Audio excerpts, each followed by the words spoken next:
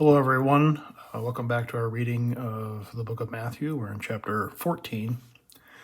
As you'll notice, it's starting to become a little bit more complex. There's more information, a little harder to understand what you're reading, having a lot of information being thrown at you. It's fine, but this will continue. Just absorb what you can. And that's what the study guide is for, is to point out some information you may have not been able to see, or more relevant information that you should be paying attention to. But here we start off with Herod the Tetrarch. He has John imprisoned in his cell, and this is where it says he believes Jesus has risen from the dead. This statement is made before he has him beheaded by Herodias' daughter, who did a dance. But Herod the Tetrarch was under the impression that Jesus was reincarnated in order to come back. This is not a Jewish teaching, nor is it a Christian. This more than likely was a superstitious teaching that was going around. That was probably been around for some time. There was a lot of superstitious beliefs back then, gods and demons. And you also have here Jewish people that broke off from Judaism and are trying to convey people who are Greek, who understand Greek culture, into conveying what's happening here. So you're getting a lot of things that we don't really know exactly what they mean, but reincarnation was not a teaching of Christ or Judaism, more of an outside teaching. So we have that. Pretty simple read. When you read this and you read other parts of the Bible, or the New Testament anyway, the reading should be about the same. It should be flowing pretty easily, easy to read, easy to understand. It's the people who write the translations, our versions of the Bible. It's our teachers that really confuse the most of this. So when you read this, chapter 14, you start at verse 1, everything else you read should be as simple as this. If it's not, take a second and try and figure out why. But the most important thing is to just read it simply and plainly, because it is straightforward and it is easy, as long as someone else doesn't come along and make it uneasy for you. Here we have the feeding of the 5,000, which takes place. I believe it's the book of John, where Jesus asks Philip, where should we get bread? Philip the apostle, not the evangelist. The evangelist is the one that baptized the eunuch in Acts, the book of Acts. But here in John, Jesus asks Philip, where should we get bread? Philip being from the area that they're at. Here we have Jesus walking on the water.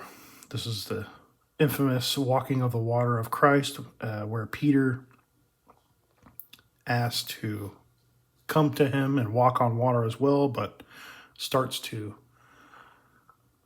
sink due to his faithlessness. Again, faith.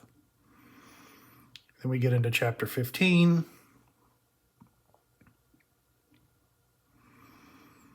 And we're talking about washing of the hands this time.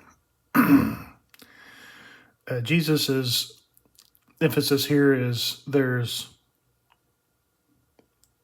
law and there's traditions.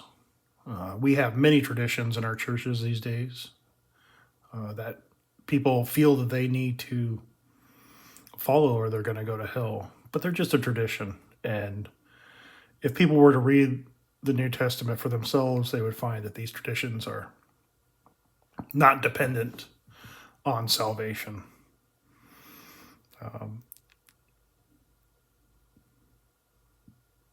Again, more Old Testament references here. Jesus trying to bring the author having Jesus bring the old into the present conversation as a type of proof text, if you will.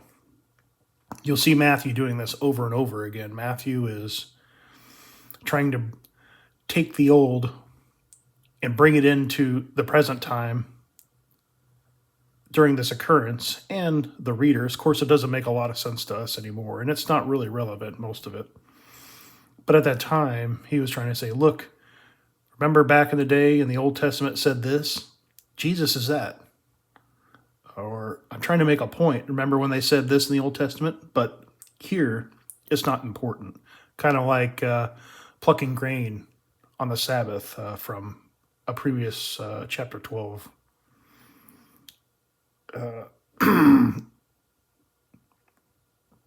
In Matthew chapter 12, where he was picking plucks of grain, and the Pharisee says, you're not allowed to do that on the Sabbath. More of a tradition. We have a very important part that I like to explain. Mark goes into a little bit more detail, but it's talking about eating food and eliminating it. You see here, people are eating food and it just goes into the toilet. But what's really important is what comes out of the person. What comes out of their heart comes out of their mouth. And it could be a good thing or it's something that can defile them. So a lot of stigma. We have thousands and thousands of years of stigma where the Catholics, for example, going to the bathroom was basically sinful.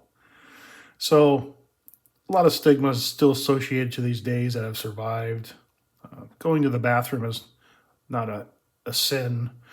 But what he is trying to say is it doesn't matter what you eat, it's just going to go to the toilet. But what comes out of your mouth, that's what matters. And that's what he's trying to convey here. And now we have the Syrophoenician woman. Now, Jesus is in Tyre and Sidon, and this passage is the most important passage in relation to faith. Here we have another Gentile. The same scenario again, where she is so desperate, the individual, because we had the centurion earlier, they're so desperate. And let us not forget the priest, the Jewish priest. So we had a Jewish priest, a centurion who would be a Gentile, and here we have another Gentile, a Canaanite woman. And here she says her daughter is demon possessed.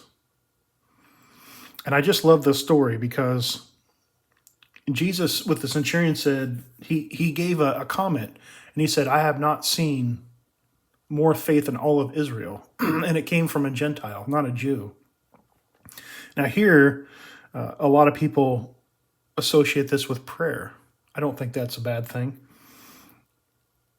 Because here she's praying over and over to him, or talking to him over and over, begging him to help.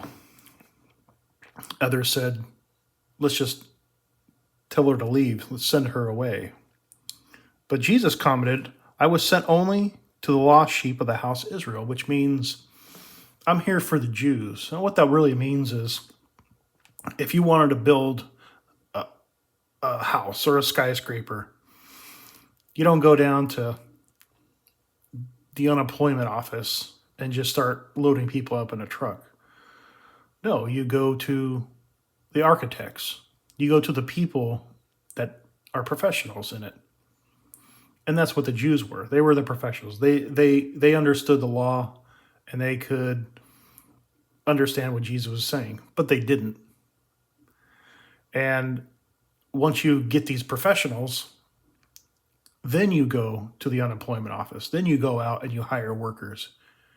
That's what the Jews were supposed to do. They were supposed to understand what Jesus was saying and spread the word. And in a very small way, they did. And it was very successful, as you can see to this day.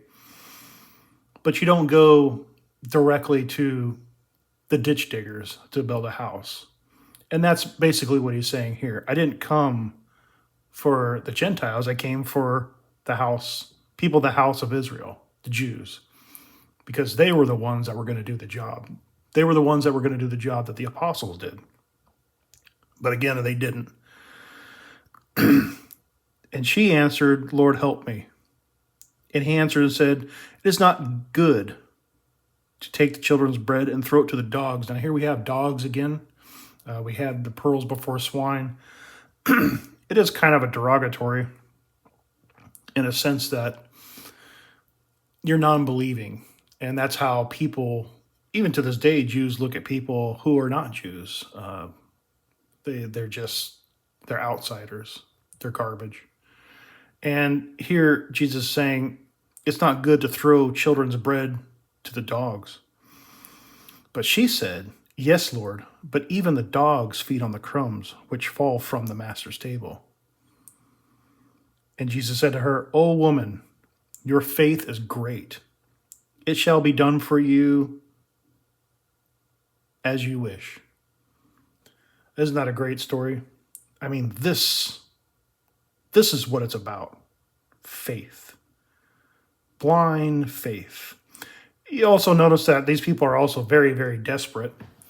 You don't have to be incredibly desperate to believe, but usually God has to give you a hard time to get you to see, because if he does, he can get you to come to him. So if you're going through a tough time, you think, wow, God really hates me.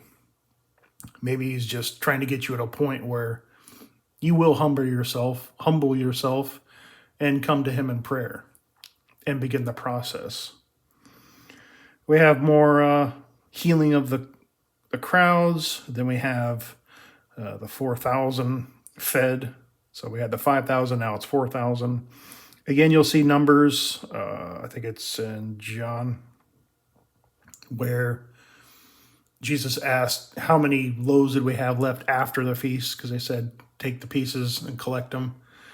And they use the numbers 12 and 7. These numbers just have a meaning. 7, I believe, in Judaism is perfection or completeness, the 7 days. 12 is, I believe, completion as well. Not that important, but that's what they're referring to when they use these types of numbers. And that will do it for this video.